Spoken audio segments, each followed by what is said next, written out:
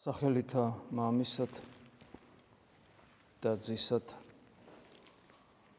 და სულისაწმინდისად. შეუძლებელია რომ ადამიანს გაცნობიერებული ქონდეს სულიერი ცხოვრება და არათუ ხანდახან, არამედ ყოველდღიურად ამ სიტყვის პირდაპირი გაგებით და თუ მეტად ჩაუღმავდება, უფრო ხშირად და ყოველწამიერათაც გაცნო რო თქვას, აწყდება პრობლემას, რომელსაც ღმერთთან ურთიერთობა ქვია, ღმერთის განცდა ქვია, ღმერთის ჩვენთან ყოფობის შეგრძნება ქვია, შესაბამისი ნაყოფებით. როცა ჩვენ პირველ რიგში გული მუდამ აჩვილებული უნდა გვქონდეს, რომ ვინ არის და როგორ მოვიდა და მეორე და გააზრება იმისა, რომ ჩემთვის მოვიდა. აქედან გამომდინარე მუდმივი მადლიერების განცდა, სრული იმედი იმისა, ვინც მოვიდა და აქედან გამომდინარე სიხარული, გონება მიუწვდომელი და მარადიული სიცოცხლის წინა გემოსხილვა. სწორედ აქედან გამომდინარე ამბობს პავლე მოციქული მარადის გიხაროთ. მაგრამ ჩვენ მდგომარეობას რო ვაკვირდებით, ჩვენ ასე ვერ ვართ და რომ ვერ ვართ, ვიტანჯებით. ტანჯვას რომ გავექცეთ, ამ ცხოვრებისეულ ორომტრიალში ვებმევით. როგორც ურწმუნო, ჩვენსა და ურწმუნოებს შორის ხშირად არანაირი განსხვავება არ არის. ზუსტად ისე ვიქცევით, როგორც ურწმუნოები იქცევიან. ისე ვიქცევით, როგორც ურწმუნოები იქცევიან სოციუმში, ადამიანებთან ურთიერთობაში, ეკლესიის გარეთ, ყველაზე მეტად ჩვენი შიგთავსის ლუსტრაცია, იცით სად ხდება? სოციალურ ქსელებში. ადამიანი ყველაფრის უფლებას აძლევს თავს, ისეთ უფლებას, რომელსაც ქსელის იქით არ აძლევს. ჩვენ მგონია, რომ ეს ჩვეულებრივი ამბავია და ეს არ არის ჩვეულებრივი ამბავი. კაცმა რო თქვას, ადამიანი როგორიც არის სოციალურ ქსელში, ისეთია სინამდვილეში. ხო, დაითქვათ, თუ გინდათ საკუთარი თავი გაიცნოთ, შეხედეთ, რას წერთ, როგორ მეტყველებთ, როგორ პასუხობთ, რა სურათებს დებთ.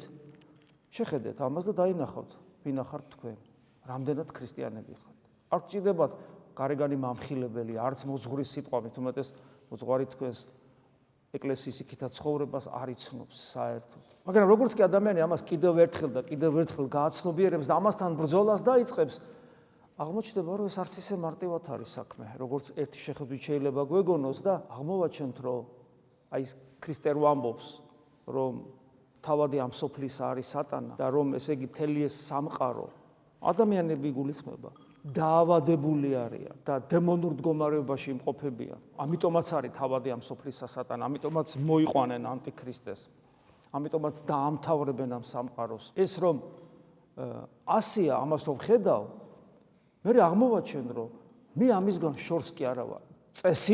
წესით მე უკვე სხვა ქმნილება უნდა ვიყო. რას ნიშნავს გაქრისტიანება? რას ნიშნავს ადამიანი გაქრისტიანდა? იყო ამ სოფლის ნაწილი და უცებ თვალი აეხილა, დაინახა ქრისტე, საერთოდ საწინააღმდეგო მხარეს დაიწყო სვლა და ამასოფლის მდინარებას შემოუტრიალდა 180 გრადუსით, დინების საწინააღმდეგო ცხოვრობს. რა თქმა უნდა, ეს აღარ არის კომფორტული, იმიტომ რომ ეს სოფელი ასადულად თავს არ განებებს, მით უმეტეს ეს სოფელი და ჩვენ აი ესე შეზავებული ვართ ერთმანეთში და ჩვენ ვიგლიჯებით ამ სოფლიდან. აი ხორცი გვეგლიჯება, გვეფლითება, ჩვენი პატივმოყვარეობა შეზრდილია ბოლომდე და აღარ იცის რა ქნას. გვიჭირს, მაგრამ თუ ადამიანი თანმიმდევრულია სულიერ ცხოვრებაში, ნელ-ნელა ჩაიხსნება ეს და ჩვენსა და ამ სოფელს შორის ჯვარი აღიმართება, რომელიც არ აძლევს საშუალებას ამ სოფელს ჩვენში შემოვიდეს და ჩვენს კი თუ რაიმე მსგავსი რაღაც შერჩენილი გვაქვს, ჯვარს ვაცვავთ. პავლე მოციქული ამას პირდაპირ ამბობს, რომ სოფელი ჩემდა ჯვარცმულმა არს და მე სოფლისადმო.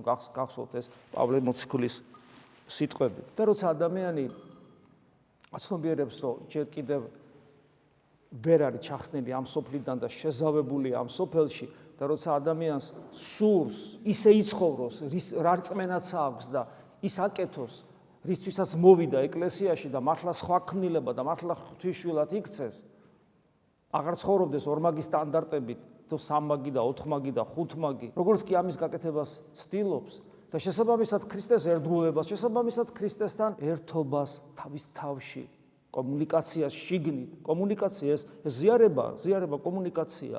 ეს ზიარება არის კომუნიკაცია. ამიტომ ჩვენ როცა ვეზიარებით, ბაგეებით და კომუნიკაცია არა გვაქვს ერთობა, არა გვაქვს. რატომ? იმიტომ რომ გული მზად არ არის. გამოდის რომ წლებია ვეზიარებით კავშირი არ დგება.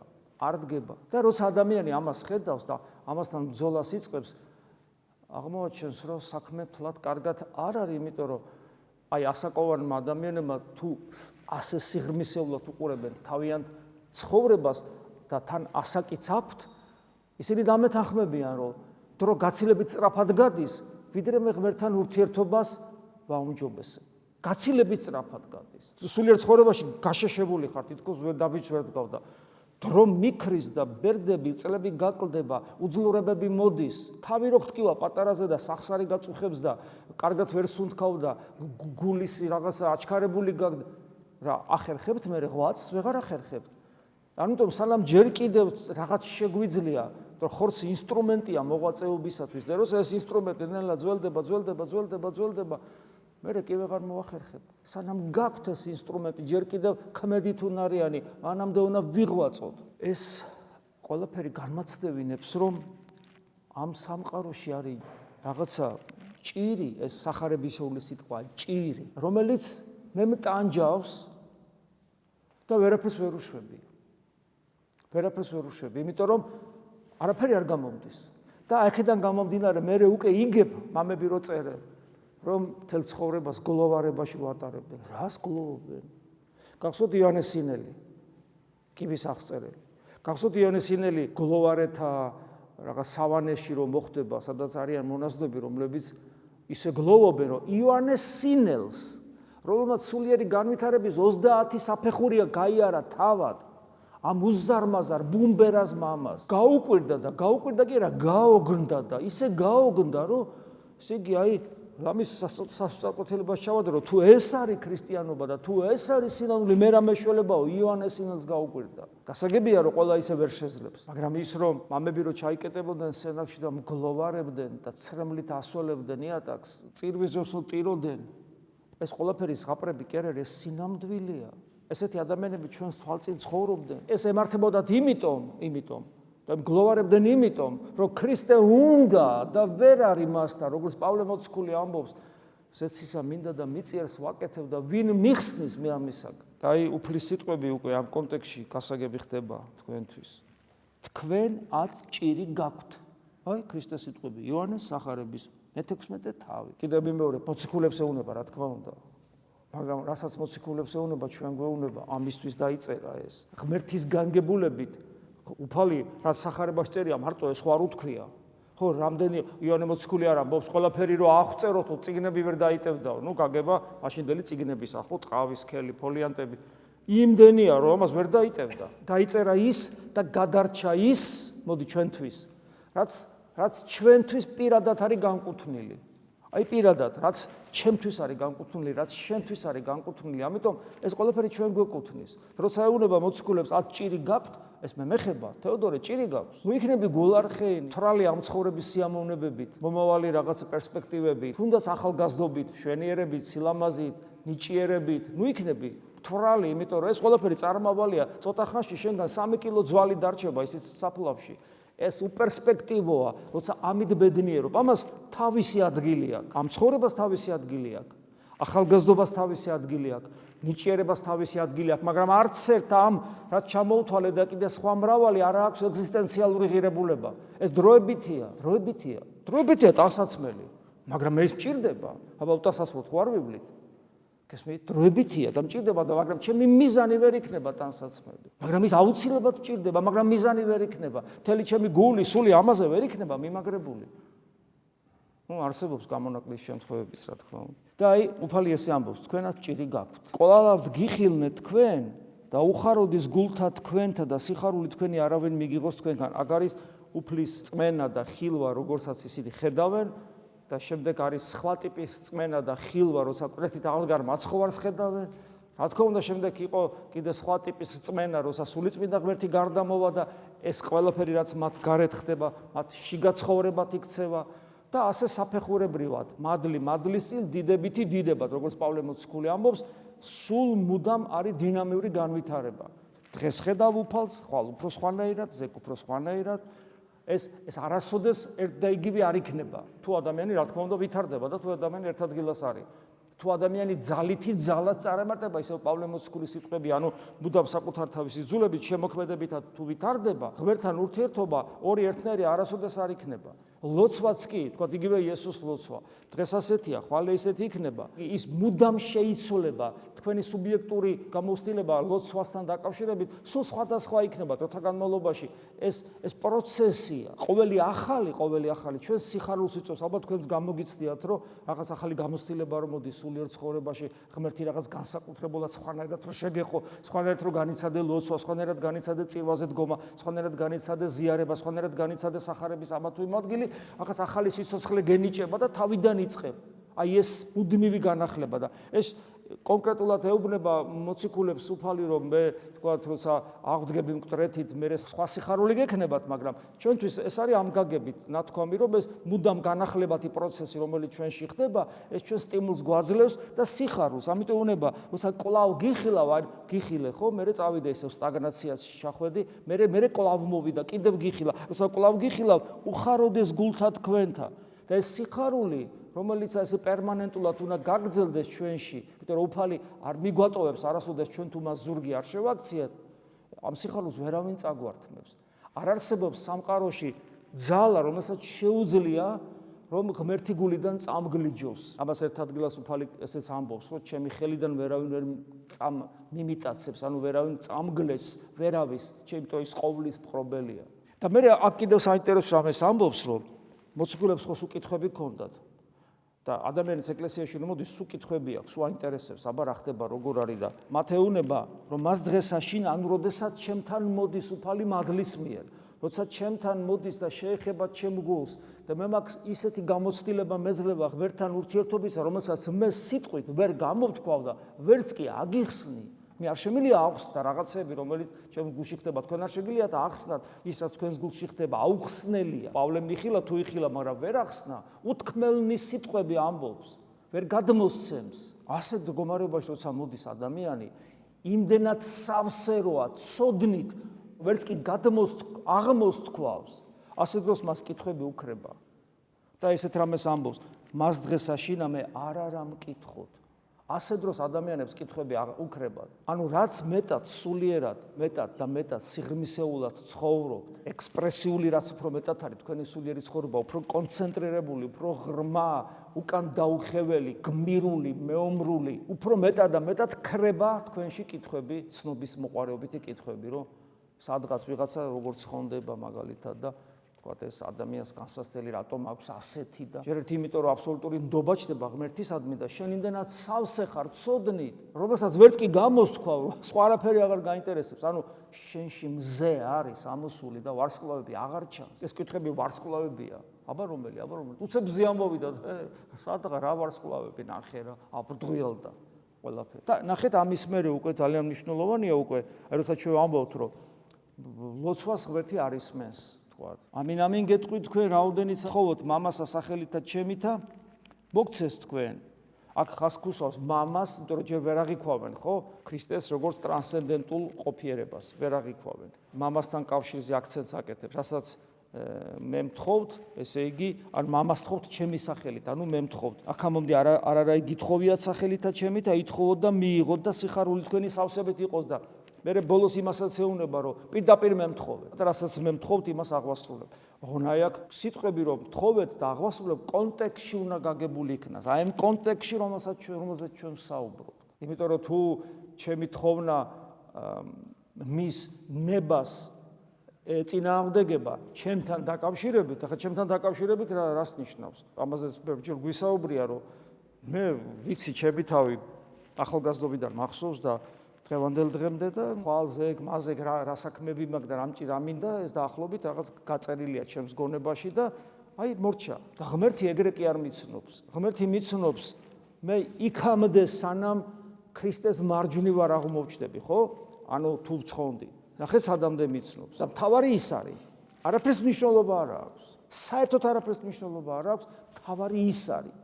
და იმას რომ ხელი არ შეეშალოს. ამისათვის არის საღვთო განგებულება ჩემს მიმართ. მე რო შეიძლება მეჩვენებოდეს რომ რაღაცა ეს მჭირდება და მინდა და მომწონს, ღმერთმა შეიძლება ეს არ მომწეს. იმიტომ რომ ღმერთი ხედავს რომ იმისათვის რომ მე იქ აღმოჩნდე ქრისტეს მარჯვნივ, როგორც აპოკალიფსში ამბობს, ამისათვის საჭიროა რაღაცების გავლა ჩემ ცხოვრების გზაზე და მე შეიძლება არ მომწონდეს და ვთხოვო ღმერთს ამაცილეს სასმელი, მაგრამ არ ამაცილოს. ამიტომაც როცა ჩვენში მზე არის ამოსული, ანუ როცა ჩვენში ღმერთი ღიებს, მაშინ ჩემ ლოცვას ნაყოფი ჯერ ერთი იმიტომ აქვს, რომ ჩემში ღმერთს ხედავ და ველაპარაკები ეს ერთი. და რადგან ღმერთი ჩემშია და საიდუმლო ცოდნას მაძლევს საღვთო განგებულებისა თუნდაც ჩემ შესახებ და ზოგადად საღვთო განგებულის შესახებ, პირიდან როგორ ამომივა ისეთი რამე, რაც მისი ნების საწინააღმდეგოა, იმიტომ რომ თუ ის ჩემთან უკვე არის, ჩემი ნება მის ნებასთან თანხვედრაშია, მე მას უკვე ვემორჩილები, როგორც ჩემს მამას და ბოლომდე ვენდობი. და რა თქმა უნდა, ასე დროს სიხარული გაქვს, იმიტომ რომ შენ ხედავ იმას, რასაც ურწმუნო კი არა, მორწმუნე, მაგრამ აი ესეთი ჯერ რო ღვთის ტაძრად არ გადაქცეულა, ისეთი ადამიანი რო ვერ ხედავს. და ეს სიხარული რა სიხარულია, შენ ხედავ ქრისტეს თვალებით სამყაროს. შენ ხედავ მამა ღმერთი როგორ ხედავს ამ სამყაროს, იმას ხედავ, იმიტომ რომ მამა ღმერთიც ამ სამყაროს თავისი ძის თვალებით უყურებს, იმიტომ რომ ყოველი სასჯელი მისსა ძეს, როგორც წერია, თავისი ძის ჭრილობებიდან უყურებს. მამა ღმერთი სამყაროს თავისი ძის ქრისტეს თვალებით უყურებს. და თუ შენს ქრისტეს თვალებით იყურები, მაშინ გამოდის, რომ შენ იცი მამა როგორ უყურებს სამყაროს და იცი მამა როგორ გიყურებს შენ. ეს სიხაროს ბუნებრივია იწევს, იმიტომ რომ მამა არის აბსოლუტური სიკეთე, რა თქმა უნდა ძესთან და სულიწმინდასთან ერთად. და აბსოლუტური სიკეთით მომზირალი თვალები არის ღვთის თვალები და ასე იყურები შენ და აბსოლუტურ სიკეთეს რა არის აბსოლუტური სიკეთე? ყველაფერი აბსოლუტურია და მათ შორის სიხარული. რათა სიხარული თქვენი სავსებით იყოს, არა რაღაც ისეთი სიხარული კი არა, სრულყოფილი სიხარული, სავსებით, სრულყოფილი, ღვთაებრივი სიხარული. ეს მკვიდრდება ადამიანში, როცა ის მეტნაკლებად სწორად ცხოვრობს. ამას იგავით გეტყოდეთ თქვენ. გახსოვთ უფალი ბერს საუბრობს იგავებით. ურწმუნო ადამიანს როგორ უნდა დაელაპარაკო?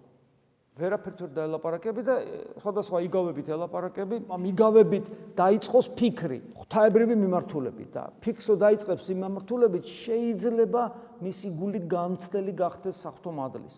თორე თუ ადამიანი სულ მოწყვეტილი თუ ღმერთს და საერთოდ არ აინტერესებს, აზრი არ აქვს, მას სახარებას გლის თავზე სახარებას კითხულობდენო, აი ზუსტად ეს იქნება. მაგრამ როგორც კი შენ იგავებით თუ წარმართე რაღაც მაგალითებით მოყავს სხვადასხვა სახარებაში, სავსეა ძალიან ბევრი. ხოლო ვისაც მერე ქრისტეს ღმერთობის შემეცნება აქვს უკვე, ამ ქრისტეს ღმერთობის შემეცნების შესაბამისად, რაც უფრო მეტად და მეტად ძლიერდება ეს შემეცნება, იგავური მეტყველება უკვე აღარ არის საჭირო და უკან ეხებს. ამიტომ ეუბნება, იგავით გეტყოდეთ თქვენ, ხოლო მოვალ ჟამიოდეს არღარა იგავით გეტყოდით თქვენ, არამედ განცხადებულად მამისა ჩემისათვის გითხრათ თქვენ. განცხადებულად მამისა ჩემისათვის გითხრათ თქვენ, ეს უკვე ვერბალური საუბარი აღარ არის. ეს ის განცხადებულობაა, კიდევ ერთხელ ვიმეორებ, ჩვენში რომ ღმერთი მკვიდრდება და ჩვენი სიცოცხლე რო აღიქვავს ღმერთს როგორც სიცოცხლეს, კიდევ ვიმეორებ, რომელიც ბოლომდე ვერბალიზაციას აღარ ექვემდებარება. ეს არის შინაგანი შემეცნება ღმერთის. ამას გეტყოდეთ თქვენ, რათა ჩემთან ამ მშვიდობა გქონდეთ. რა თქმა უნდა, ასეთი ადამიანი მშვიდად არის. მშვიდად არის, იმიტომ რომ რატო რა აქვს სანერვიულო ადამიანს, რომელშიც სამყაროს შემოქმედი ცხოვრობს. რატო უნდა ინერვიულოს? რა, ხვალინდელი დღის ეშინია? ხვალინდელი დღის კი არა. ადამიანს სიკვდილის არ ეშინია ასე დროს. ამ ყველაფრის ამოქმედება, ის რომ ამოქმედდეს, ხო, საჭიროა ამისთვის რა? ღვთის მადლი, რომელიცაც უშროლად გვაძლევს ეკლესიაში და ჩვენი ღვაწლი. და ჩვენი ღვაწლი სხვადასხვა მიმართულებით. სოციალური მიმართულებით, რომ ადამიანებთან ურთიერთობა ვისწავლოთ და ბოლოს და ბოლოს ვისწავლოთ, როგორი ურთიერთობა უნდა გქონდეს ადამიანებთან. ნუ ვართ ერთმანეთის მიმართ, აი რა ვიცი რა. შეუვალები, მგლები, პატივს არ ავცემთ, ავიწროვებთ, ესე იგი კონფლიქტურ სიტუაციებს ვქმნით, ვატყვილებთ, არ მიგვაჩნია არაფრად ადამიანი. ეს პირში ერთს ვეუბნებით, ზურგს უკან მეორეს ვეუბნებით, ანუ ჩვენ ხო ვიცით ჩვენ თავიდან გამომდინარე, ხო? ამას უნდა ვებრძოლოთ და ვეომოთ და ყველა ადამიანში ვეცადოთ, რომ საკუთარი ძმა დავინახოთ, ყოველ შემთხვევაში ქრისტეს ხატი და მსგავსი ხოა ყველა ადამიანი. და მეორე, მისტიკური კავშირი ღმერთთან. ეს არის ზიარება შესაბამისი მომზადებით, შესაბამისი პასუხისმგებლობით არის შემთხვევები განსაკუთრებული, მაგრამ ადამიანი რომ მოირბენს გულაჩქარებული რაღაცა შუა წირვაზე კიდევ უფრო აქეთ და ესე იგი სანამ ზიარებამდე მოვა დაწყნარებული რო არ არის წესიერად, არც ემოციურად, არც ფიზიკურად, ასეთ გონება სად არის და ეზიარება, რა თქმა უნდა ეს მზად არ არის ზიარებისთვის. ადამიანი თავიდან ბოლომდე უნდა დაესწროს მსახურებას. ეს ჩვევა, ზოგს აქვს ეს ჩვევა, რომ მოდის დაგვიანებით რა. და ეს კიდევ გამონაკლისის შემთხვევები ხო არსებობს, მაგრამ არსებობს ჩვევა, რა მოხდა?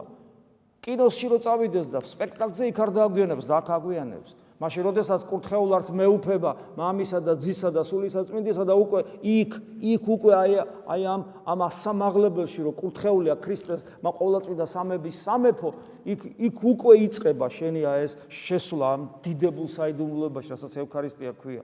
იქიდანვე მობილიზებული უნდა იყო.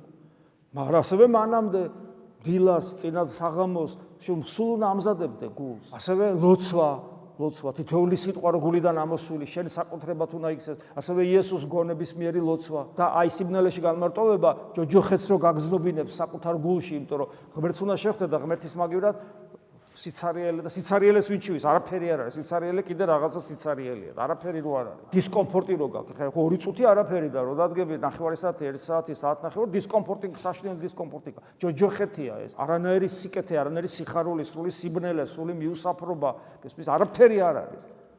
არა და იქ წამს რო იქ უნდა შეხვდე. მაგრამ ეს ჯოჯოხეთი არ გაშინებს, იმიტომ რომ იცი ხო, თუმცა სილვანა თონელის გამოცხადება, რომ იყავი მაგ ჯოჯოხეთში, იყავი. ამ ყოფე შენი თავი ჯოჯოხეთში რას ნიშნავს? სამე კი არ უნდა წახვიდე. აქ არის ეს ყველაფერი. ამ ყოფე. მაგრამ იმედი არ დაკარგო, რომ ღმერთს რომ ვერ გზნობ, ნუ გეშინია, შენი იომე და იბრძოლ, ეგ არის შენი საქმე. ანუ სამუშაო ბევრი გვაქვს. მადლიერება ვისწავლოთ ერთმანეთის მიმართ, ეკლესიის მიმართ. გესმის, მადლიერება არა გვაქვს. პატიმოყვარეობა, ამპარტავნება, ეგოიზმი, ვებრძოლოთ ამ ყველაფერს. და რა თქმა უნდა, როცა ადამიანი ესე ცხოვრობს, მე ნელა საღვთო მშვიდობა ვკვირდება ჩვენში და აი სოფელი, რომელსაც ჭირი აქვს, რომელიც შემოდის ჩვენში აი ეს ცუდი მანკიერებებით, აი ეს ჭირი, რომელიც ჩემს გარეთ კი არ არის, მე შეზელილი ვარ ამ სოფელში, ჩემშიც არის და მე თუ უკვე მაწუხე, თუ არ მაწუხებს ჩემი პატიმოყვარეობა და ჩემი სიმართლე თუ არ მაწუხებს და ჩემი გაგება თუ არ მაწუხებს და ჩემი სიამოვნებები პირუტყული თუ არ მაწუხებს და ჩემი სიამაყე თუ არ მაწუხებს, ცუდათაა საქმე, მაგრამ თუ ჩემი უღმერთობა თუ არ მაწუხებს, ცუდათაა საქმე, მაგრამ თუ ეს ყველაფერი მაწუხებს, ახ უკვე ნუგეშინის ცემა მოდის ღვთისაგან. სოფელსა ამას ჭირი, ანუ ამ სოფელში ჭირი გაქვს, იმიტომ რომ შეზელილი ხარ ამ სოფელს ქრისტე გეუბნება. არამედ ნუგეშინია, ქრისტეს სიტყვებია. რამე თუ მე მიძლევი ეს სოფელი. თეოდორე, ნუგეშინია. მე ხო შენთანავე. ოღონ შენ არ გინდოდეს ეს სოფელი. თავის ეს ეგოისტური და პირუტყული მიდრეკილებები. ოღონ ეს არ გინდოდეს. და გინდოდეს ჩემთან ყოფნა. და ეს თუ ესია, მე ნუგეშინია, მე ეს სოფელი არ ვძლიე. შენ გამომყევი მენდე. ვიბრძოლოთ. და ჩვენი ბრძოლა კეთილად დაგვირგვინდება და შევალთ ისეთ სიხარულში თავის დროზე, რომელსაც ვერც კი წარმოვიდგენთ. და მანამდე რაც ამ სოფელში უსამართლობა ხდება, რაც ამ სოფელში ტკივილი არსებობს, კეთილი ადამიანების ჩაგვრა, ბავშვების ავადმყოფობა, სიკვდილი, ომები, უბედურება, ამ კითხვებზე პასუხი არ არის, მაგრამ როგორც კი ღმერთს მიენდობი და დაინახავ საღვთო ნათელში ყველაფერს, იმედით აღივსები და აღმოაჩენ, რომ აღარ უნდა გეშინოდეს ამ ყველაფრის, რომ თითქოს უსამართლობა ბოროტებას ზეობს ამ სამყაროში, იმიტომ რომ ქრისტემ ზლია ეს სოფელს, მაგრამ ეს სიტყვები რომ გაიგო, ამისათვის საჭიროა, რომ ჯერ შენში მისცე ქრისტეს უფლება, რომ შენში ზლიოს იმ ბოროტებას, რომელიც შენშივე შემოსულია. გესმის, შენში განეკითხავ ამ დროს მე დავინახავ ვიღაცას სიბრაზისაგან ამის გადავირიო ისე მძულს და შემგონია ემაზე ნაკლები ხარ. ეს ყველაფერი ჩვენშია და ჩვენში რომ დამარცხდება და როგორ დამარცხდება, შენ რომ ნებას მისცე უფალს, რომ შენში დაამარცხოს, მე რო კი მიხვდები, რომ აქ საღვთო განგებულება არის დიდი საიდუმლოება, რომელიც აი ამ ყველაფერს სიკეთისკენ წარმართავს და ყოველი უსამართლოდ დასჯილი, უსამართლოდ გასამართლებული, უსამართლოდ მოკვდინებული და დაავადებული ადამიანი საბოლოო ჯამში იმ დიდ სიხარულში შევა, თუ ეს ადამიანები გულში ქრისტეს ატარებენ. გესმით? აი ეს არის და ამიტომ აი ეს განცდა იმისა, რომ დამდგუნველია, აი მაგალითად ჩემთვის ძალიან დამდგუნველია, როცა ადამიანს, ახალგაზრდა ადამიანს, ეხლა დღესაც რომ სანამ შემოვიდოდი წირვაზე, ვესაუბრებოდი იმ ადამიანს, სიმსივნე აქვს, ნუ აი კიდე რომ არ ნუგეშებ, ვერც არ ნუგეშებ, ხო რაღაცა ცდილობ, რა თქმა უნდა ძალიან ძიმე, როცა ახალგაზრდა, როცა ჩემზე ახალგაზრდა, როცა საყვარელი ადამიანია და ასე შემდეგ, ხო? მე ხედავ რომ ის რწმენაც არ აქვს ისეთი როგორც გინდა, ეს კიდე უფრო გტანჯავს, იმიტომ რომ რწმენა რო ქონდეს ცოცხალი, სხვანაირად შეხედავდა ამას, ხო და ეხლა ცდილობ რომ რწმენა გაუცოცხლდეს და ეს ძალიან ძიმე გადასატანია ესეთი რაღაცეები. მაგრამ მე ისე უფალს მიაპყრო ბზერას და უფალო შენ უწყი, შენი შვილები ვართ სულ ყველანი, ყველა ეს გაჭირებული ადამიანი შენი შვილია. და ვიცი რომ შენ მიხედავ ჩვენ წამს და გჯერა ქრისტესი. და ეს გვაძლიერებს, ეს გვამხნევებს, ბრძოლის უნარს გვაძლევს და საბოლოო ჯამში ქრისტე ჩვენ სულში როგორც მზე ისი ამობწყინდება. მადლი უფლისა ჩვენისა იესო ქრისტესი და სიყვარული ღვთისა და მამის და ზიარება სული საწმინდისა იყოს თქვენ ყოველთა თანა. ამინ.